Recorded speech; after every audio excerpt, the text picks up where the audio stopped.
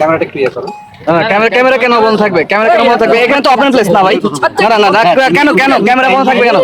Please এখানে তো ভাই কোনো সমস্যা নাই। এখানে কেন ক্যামেরা বন্ধ থাকবে? ওই পাশে গিয়ে ক্যামেরাটা কেন বন্ধ করবে এটা প্লিজ একটু বলেন। ক্যামেরাটা কেন বন্ধ থাকবে একটু বলেন। আর আপনি ক্যামেরাটা কেন বন্ধ করতে বলছেন? কেন বলছেন? ভাই দেখেন, আপনি কেন ক্যামেরা বন্ধ করতে বলছেন এটা একটু বলেন। উনি এসে ছোট আমাকে ভাইয়ের মতো তাই। না, ছোট ভাই কেন? আপনি প্রফেশনাল আপনি কেন ক্যামেরা বন্ধ করতে বলছেন এটা একটু বলেন। আমি ক্যামেরা বন্ধ করতে বলিনি। ক্যামেরা বন্ধ করতে বলেছেন না।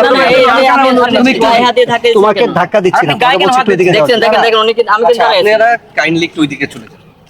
আমরা সেরে যাই কিন্তু ক্যামেরা আচ্ছা, কেন দেখেন, বন্ধ করতে ভাই বলছেন? এটা তো দেখছেন official ভাষা না আমি ভাই। যে কথাগুলো বলছি এই কথাগুলো একটা প্রমাণ পেয়ে গেছেন না যে ওরা কেন আসছে কি জন্য আসছে আর আর আর প্রমাণ দেওয়ার কিছু দেখেন উনি এখন আমাকে ধাক্কা দিচ্ছে ধাক্কার কিছু না। ঠিক আছে উনি একজন প্রফেশনাল মানুষ উনি আমাকে তুমি করে বলতেছে একটা বিশ্ববিদ্যালয়ের স্টুডেন্টকে তুমি করে বলতেছে ভাই আর কি বোনগুলো ভাই ঠিক আছে যে যদি তারা থাকে আমাদের আন্দোলন এখন আমরা বলতেছি যে সাধারণ শিক্ষার্থীদের ব্যানারে এখন এই আন্দোলনে কিন্তু লক্ষ লক্ষ মানুষ কে শিবির কে ছাত্রদের এটা কিন্তু আমরা তো সবাইকে ওয়েলকাম করছি সবাই ওয়েলকাম আমরা ছাত্র এমন আমরা দেখছি ছাত্রলীগের মানুষজন আমাদেরকে সহায়তা করেছে আমাদের বন্ধু বান্ধব আমাদের সহায়তা করেছে এখন যৌক্তিক আন্দোলনটাকে এই মুখোমুখি অবস্থান তার কারণের পিছনে এখন যে ছাত্রদল আসে আমরা তাদেরকে চাই না আমরা তাদের কোনো সমর্থন চাই না কারণ আমরা চাই না যে আন্দোলনটা বিতর্কিত হোক কিন্তু কেউ যদি তাদের মধ্যে করে কর্মসূচি চালায় সেটা তো আমাদের কিছু করার নেই কিন্তু আমরা চাই যে এটা একটা যৌক্তিক সংস্কার আমি আচ্ছা, এই যে আমি এই- একটা প্রশ্ন করি স্পেসিফিক স্বরাষ্ট্রমন্ত্রী হাসান মাহমুদ আজকে সকালে কেন্দ্রে বলছে যে কোটা আন্দোলনকারী যারা সাধারণ শিক্ষার্থী আছে তারা আসলে একটু